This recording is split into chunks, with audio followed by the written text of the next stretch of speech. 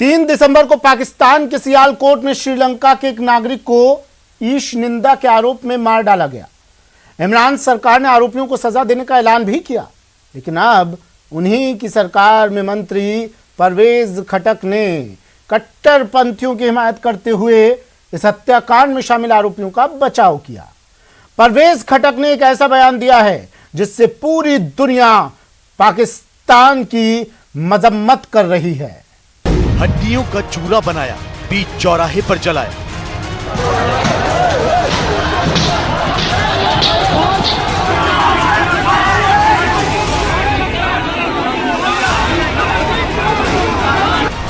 अब इमरान के वजीर ने कट्टरपंथियों को बचाया।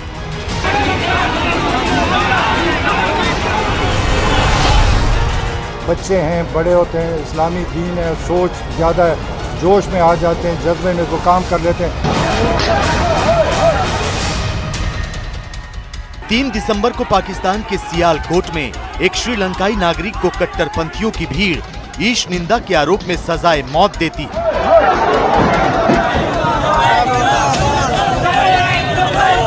सियालकोट शहर में पूरी दुनिया के सामने श्रीलंका के नागरिक प्रियंथा को बीच चौराहे पर जला दिया जाता है।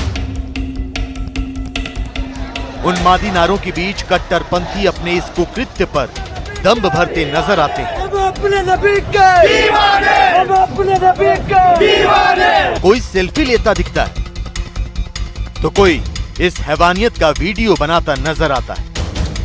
घंटों बीत जाते हैं, प्रियंथा का शरीर जलकर राख हो जाता है। श्रीलंका और पूरी दुनिया में पाकिस्तान के इस रक्त चरित्र पर हाहाकार मच जाता है। तब जाकर इमरान खान नींद से जागते हैं, जनाब ट्वीट करते हैं और कहते हैं कि आरोपियों को बख्शा नहीं जाएगा, आरोपियों को सजा दी जाएगी। तो अंतर्राष्ट्रीय दबाव में पाकिस्तान की सरकार ने 800 से ज्यादा लोगों के खिलाफ आतंकवाद के आरोपों में मामला दर्ज किया। 124 लोगों की गिरफ्तारी की और 13 प्रमुख संदिग्धों की पहचान भी की गई। ऐसा लगने लगा कि इमरान खान ने इस मुद्दे को बहुत गंभीरता से लिया है। नियाजी का निजाम कानून हाथ में लेने वाले कट्टरपंथियों को नहीं छोड़ेगा। लेकिन तभी सामने आते हैं इमरान सरकार में रक्षा मंत्री की हैसियत रखने वाले परवेज खटक।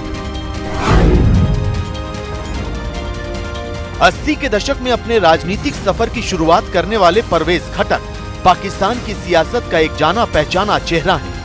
खैबर पख्तूनख्वा प्रांत के मुख्यमंत्री रह चुके परवेज खटक 3 साल से पाकिस्तान के रक्षा मंत्री हैं। लेकिन परवेज खटक भी उसी कट्टरपंथी विचारधारा के पैरोकार हैं जिसके लिए पाकिस्तान कुख्यात है। तो एक विदेशी नागरिक को ईश निंदा के आरोप में मारना और उसे जला डालना परवेज खटक की नजर में बहुत बड़ा अपराध नहीं है। ये तो नौजवानों का जोश और इस्लामी दीन के लिए उनकी मोहब्बत का नतीजा है। बच्चे हैं, बड़े होते हैं, इस्लामी दीन है, सोच ज़्यादा है, जोश में आ जाते हैं, जज्बे में वो काम कर लेते हैं। इसका ये मतलब नहीं कि ये किया तो ये हो गया। ये हर एक अपनी सोच है। वहाँ पर लड़के इकट्ठे हुए, उन्होंने इस्लाम का नारा लगाया कि इस्लाम के खिलाफ काम, ये जज्बे में आ गए, काम हो गया अचानक। तो इसका ये मतलब नहीं है कि सब कुछ बिगड़ गया। प्लीज़ आप ज़रा लोगों को भी समझाएं कि नौजवान हैं, जज्बे में आते, दीन में मैं भी जज्बे में आऊँगा, गलत काम कर सकता हूँ, लेकिन ये मकसद नहीं है कि पाकिस्तान जो है तबाही की तरफ जा रहा है। पोस्टमार्टम रिपोर्ट से पता चला है कि 40 साल के श्रीलंकाई नागरिक प्रियंथा की खोपड़ी और जबड़े की हड्डी टूटी हुई थी। पूरे शरीर पर चोट के निशान थे। शरीर के लगभग सभी अंग, लीवर, पेट और किडनी पर मारपीट का असर पड़ा था। पैर के एक पंजे की हड्डी को छोड़कर पूरे शरीर की हड्डियां टूट गई थी। यही नहीं, प्रियंथा दियावदाना का 99% शरीर जल चुका था। लेकिन पाकिस्तान के रक्षा मंत्री की माने तो इस हैवानियत को अंजाम देने वाले जोश में थे और दीन के प्रति अपने ईमान का परिचय दे रहे थे।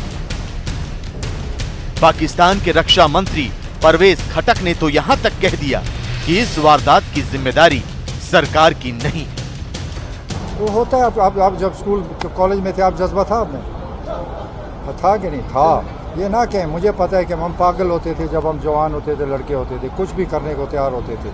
लेकिन बढ़ते जाते ज़िंदगी जब हम आगे पहुँचे, हमें फिर रियलाइज़ किया कि ये जोश और जज्बा है, इसको संभाल के रखना है। तो ये बच्चों के होता है, लड़ाइयाँ भी होती हैं, कत्ल भी हो जाते हैं। इसका ये मतलब है कि हुकूमत की गलती है। आप हर चीज़ हुकूमत में डालते, आप ये सोच क्यों नहीं बदलते? एक तो चोरी, ऊपर से सीना जोरी। पाकिस्तान की सरकार एक विदेशी नागरिक की जान नहीं बचा पाती। पाकिस्तान की पुलिस और सेना कट्टरपंथियों की भीड़ को नहीं रोक पाती। और जब इमरान सरकार से सवाल पूछे जाते हैं तो उनके वजीर कट्टरपंथियों की वकालत करने के साथ उनकी कारगुजारियों को जायज ठहराने लगते हैं। जबकि हकीकत तो ये है कि प्रियंथा दियावडाना पर लगाया गया ईश निंदा का आरोप झूठा था। पाकिस्तान मीडिया में ही आई खबरों के मुताबिक प्रियंथा के मारे जाने की वजह उनका मजदूरों से पुराना विवाद था। प्रियंथा ने फैक्ट्री में लगा एक स्टिकर हटाकर कूड़ेदान में डाल दिया था। यह स्टिकर उर्दू में था, इसलिए प्रियंथा इसे समझ नहीं पाई। इस घटना का वहां मौजूद कुछ मजदूरों ने फायदा उठाने की कोशिश की। कट्टरपंथियों ने प्रियंथा पर ईश निंदा का आरोप लगाया और उन्हें मार डाला। तो नॉर्मली हमारे इधर लगे होते हैं, कोई ऐसा क्यों मुतारक नहीं था? वो तो सफाई के हवाले से, क्योंकि हमारे कस्टमर आते हैं तो वो ये चीजें जो है ना, वो गैर जरूरी चीजें, वो मशीनें हो या एक्स्ट्रा जो भी फैब्रिक हो, जो दूसरे गारमेंट पड़े वो सारे उठवा देते हैं। आपके कहने का मतलब ये है कि उनको वो उर्दू पढ़ सकते थे, ना लिख सकते थे, कुछ भी नहीं थे वो पढ़ नहीं। अच्छा। ईश निंदा का कानून अंग्रेजों ने 1860 में बनाया था। 1947 में विभाजन के बाद पाकिस्तान ने ईश निंदा कानून को जारी रखा। यही नहीं, 1980 से 1986 के बीच इस कानून को पहले से कहीं ज्यादा सख्त कर दिया गया। National Commission for Justice and Peace की एक रिपोर्ट के मुताबिक 1987 से 2018 तक मुसलमानों के खिलाफ 776, अहमदिया समुदाय के खिलाफ 505, ईसाइयों के खिलाफ 226 और हिंदुओं के खिलाफ 30 ईश निंदा के मामले सामने आए। गौर करने वाली बात यह है कि इनमें से किसी को भी मौत की सजा नहीं मिली, लेकिन इसके बावजूद कोर्ट से बाहर अब तक 78 लोगों की हत्या की जा चुकी है। पाकिस्तान में इस तरह के जो ईश निंदा जो एक्ट है उसके तहत सबसे ज़्यादा जो टारगेट होते हैं वो माइनॉरिटीज़ होती हैं, अल्पसंख्यक ही होते हैं। चाहे वो हिंदू धर्म के सबसे ज़्यादा होते हैं, फिर उसके बाद जो है अहमदिया, क्रिश्चियन, यही नहीं बल्कि मुसलमानों के अंदर जो दूसरे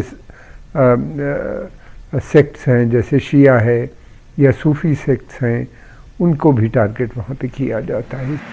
जाहिर है पाकिस्तान में ईश निंदा कानून दरअसल एक हथियार है जिसके जरिए बेकसूर लोगों को फंसाने के साथ अल्पसंख्यकों को निशाना बनाया जाता है।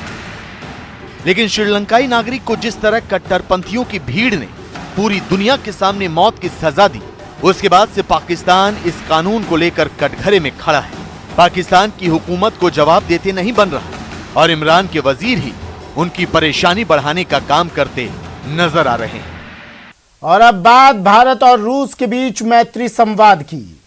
रूस के राष्ट्रपति व्लादिमीर पुतिन ने प्रधानमंत्री नरेंद्र मोदी से दिल्ली में मुलाकात की और कोरोना की तीसरी लहर की आशंका के बीच भारत आकर यह दिखा दिया कि भारत रूस का भरोसेमंद दोस्त है और इस दोस्ती की मिठास किसी भी काल में कम नहीं होने वाली। रूस की दशकों पुरानी दोस्ती में एक नया अध्याय सोमवार को दिल्ली में तब लिखा गया जब भारत दौरे पर आए रूस के राष्ट्रपति व्लादिमीर पुतिन ने पीएम मोदी से मुलाकात की। दिल्ली के हैदराबाद हाउस में दोनों नेता गर्मजोशी से एक दूसरे से मिले, हाथ मिलाकर दुनिया को इस मजबूत दोस्ती का एहसास कराया। इस वर्ष 1971 के treaty of peace, friendship and cooperation के 5 दशक और हमारी स्ट्रेटेजिक पार्टनरशिप के 2 दशक पूरे हो रहे हैं। इस विशेष वर्ष में आपके साथ फिर मिल पाना मेरे लिए हर्ष की बात है, क्योंकि हमारी स्ट्रेटेजिक पार्टनरशिप में पिछले 20 वर्षों में जो उल्लेखनीय प्रगति हुई है उसके मुख्य सूत्रधार आप ही रहे हैं। पीएम मोदी से मिलने रूस के राष्ट्रपति खास तौर पर उस वक्त भारत आए हैं जब दुनिया पर कोरोना के नए वेरिएंट ओमिक्रॉन का खतरा मंडरा रहा है और दुनिया के वैज्ञानिक तीसरी लहर की आशंका जता रहे हैं। कोविड की चुनौतियों के बावजूद भारत और रूस के संबंधों की रफ्तार में कोई बदलाव नहीं आया है। हमारी special and privilege strategic partnership निरंतर मजबूत होती गई है। इस मुलाकात पर पीएम मोदी ने कहा कि दुनिया में कई दशकों में कई बदलाव आए, लेकिन भारत और रूस की दोस्ती अटूट बनी रही और दोनों ने एक दूसरे का ख्याल भी रखा। पिछले कई दशकों में वैश्विक स्तर पर कई फंडामेंटल बदलाव आए, कई तरह के जियोपॉलिटिकल समीकरण उभरे, किंतु इन सभी वेरिएबल्स के बीच भारत रूस मित्रता एक कांस्टेंट रही है। दोनों देशों ने न सिर्फ एक दूसरे के साथ निसंकोच सहयोग किया है, एक दूसरे की सेंसिटिविटीज का भी विशेष ख्याल रखा है। यह सचमुच इंटरस्टेट दोस्ती का एक यूनिक और विश्वस्त मॉडल है। पीएम मोदी ने दोनों देशों के विदेश और रक्षा मंत्रियों के बीच हुई पहली डायलॉग पर खुशी जाहिर की और कहा कि इससे दोनों देशों में सहयोग और बढ़ेगा। एक्सेलेंसी 2021 हमारी स्ट्रेटेजिक पार्टनरशिप के लिए भी विशेष है। आज हमारे विदेश एवं रक्षा मंत्रियों के बीच 2+2 डायलॉग की पहली बैठक हुई। इससे हमारे व्यवहारिक सहयोग को बढ़ाने का एक नया मैकेनिज्म शुरू हुआ है। पीएम मोदी ने जानकारी दी कि अफगानिस्तान और दूसरे विषयों पर भी दोनों देश लगातार संपर्क में रहे। आर्थिक रिश्तों को मजबूत करने के लिए 2025 तक $30 बिलियन का व्यापार और $50 बिलियन के निवेश का लक्ष्य रखा गया है। आपसी सहयोग से रक्षा सौदे मजबूत होने की बात भी यहाँ पीएम मोदी ने कही। विभिन्न सेक्टरों में आज हुए हमारे समझौतों से इसमें मदद मिलेगी। मेक इन इंडिया कार्यक्रम के तहत को डेवलपमेंट और को प्रोडक्शन से हमारा रक्षा सहयोग और मजबूत हो रहा है। स्पेस और सिविल न्यूक्लियर क्षेत्रों में भी हमारा सहयोग आगे बढ़ रहा है। यहाँ रूस के राष्ट्रपति व्लादिमीर पुतिन ने भी कहा कि उन्हें भारत का दौरा करके बहुत खुशी हो रही है और रूस भारत को एक महान शक्ति, भरोसेमंद दोस्त के रूप में देखता है। Bureau report, news 18 network. Bharat और रूस की दोस्ती मजबूत हो रही है और उधर इस दोस्ती से ड्रैगन चिढ़ा हुआ है। दरअसल भारत रूस की 21वीं वार्षिक बैठक के लिए जिस तरह से पुतिन खुद भारत आए और यहां जिस तरह से पहली बार दोनों देशों के बीच 2+2 की बातचीत हुई, उसने चीन को मिर्ची लग गई। आइए दिखाते हैं चीन को लगी इस मिर्ची की वजह क्या है। भारत रूस की दोस्ती से डरा ड्रैगन।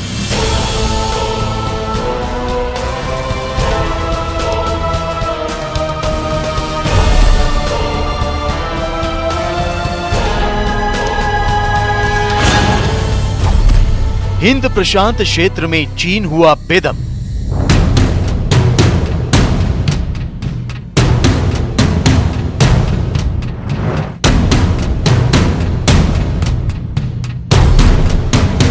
वैश्विक स्तर पर कई फंडामेंटल बदलाव। 21वीं भारत रूस वार्षिक शिखर बैठक।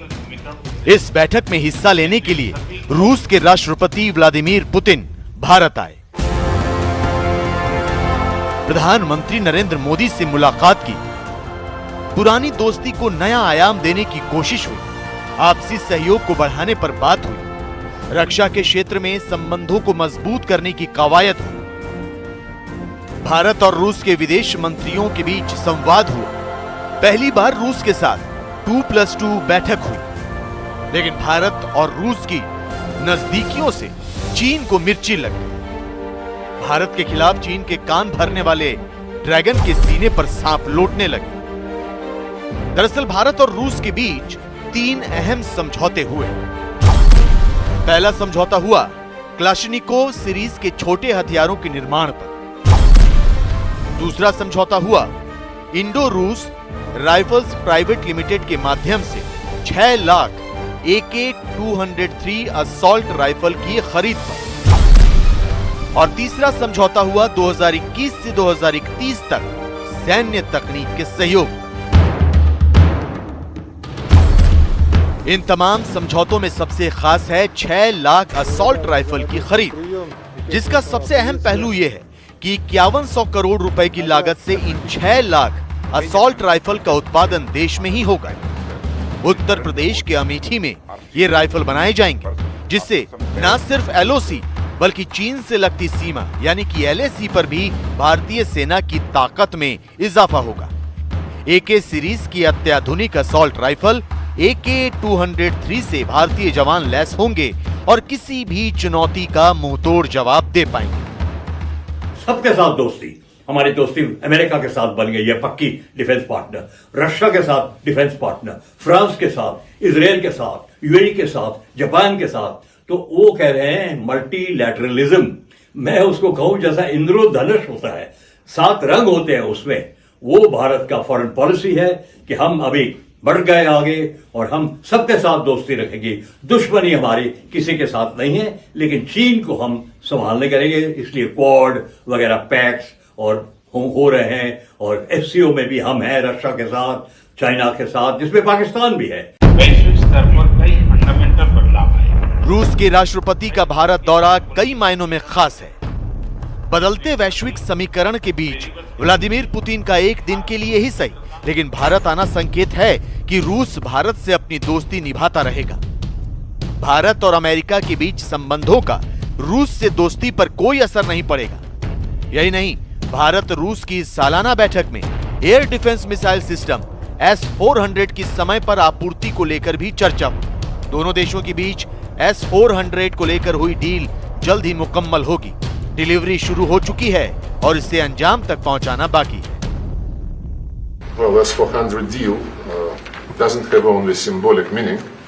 It has very important practical meaning for Indian defense capability. And the situation is basically underway. The deal is being implemented. Bharat और रूस की दोस्ती से चीन का चिढ़ना स्वाभाविक है, लेकिन चीन के लिए एक और बुरी खबर है। सिडनी स्थित विदेश नीति थिंक टैंक लोवी इंस्टीट्यूट ने 26 देशों का एक इंडेक्स जारी किया है। ये इन देशों को क्षेत्र में उनकी शक्ति और नियंत्रण के मुताबिक रैंकिंग देता है। इस रैंकिंग को एशिया पावर इंडेक्स भी कहा जाता है। तो इस रैंकिंग में गौर करने वाला बिंदु यह है कि कोरोना वायरस महामारी की वजह से चीन की सैन्य शक्ति काफी कम हो गई है। हिंद प्रशांत क्षेत्र में चीन पहले के मुकाबले काफी कमजोर हुआ है। 27-28 हवाई जहाज ADZ एयर डिफेंस जोन में उनकी इजाजत के बगैर वो उड़ा देते हैं। ताइवान कोशिश करता है उनको भागे, और ताइवान का एक पैक्ट है अमेरिका के साथ, अगर जो ताइवान पे आक्रमण हुआ तो अमेरिका ने बोला है मैं आपकी मदद करूंगा। अब उसका कुछ पक्का नहीं लग रहा, वो भी थिंक टैंक सोच रहे हैं। तो ये है कि चीन ने दबाव रखा हुआ है। बाइडेन साहब से भी जब बात की शी जिनपिंग ने, उन्होंने ये बताया ताइवान की बात मत कीजिए। दूसरों के लिए गड्ढे खोदने वाला चीन आज खुद परेशान है, और इस उधेड़-बुन में वो युद्ध छेड़ दे तो हैरानी नहीं होगी। लेकिन सच तो यही है कि चीन रूस को भारत के खिलाफ भड़काने में नाकाम हो चुका है। अमेरिका से उसके संबंध अब तक के सबसे खराब दौर में, और करीब 12 देशों में चीनी उपनिवेशवाद का विरोध हो रहा है। स्पेशल रिपोर्ट में आज के लिए इतना ही। दीजिए इजाजत, नमस्कार।